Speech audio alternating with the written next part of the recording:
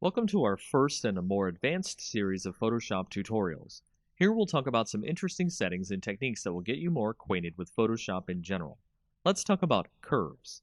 Curves is a setting in Photoshop that allows you to get richer tones and colors in your pictures.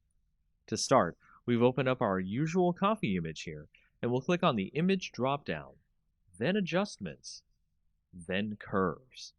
You can also hit Ctrl+M at the same time. Doing this will open the Curves window, which looks like a neat graph chart. In the middle, you should be seeing a line going from the bottom left to the top right. If you want to apply a quick preset which will set the settings for you, you can click the drop-down and change from the default to other settings in the list. Setting the color preset to color negative changes some things here, which we'll explain. As you can see, the individual values on the chart have changed. The original black line is still the same, but each individual color has changed. This is a permanent way to change the values of the image, but if we wanted to make it something a little less permanent and tweak the settings as we edit our image, we can make a new layer by going to Layer, New Adjustment Layer, and then Curves. This will allow us to have our own layer that we can edit the properties of in the Properties window.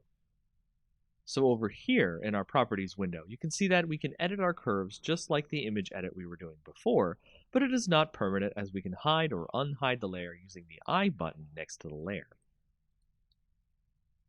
So the main thing to take away from curves is reading the histogram and placing points. We can place points on the histogram so we can change the color changes anywhere in the image, based on the dark spots or the lighter spots of the image.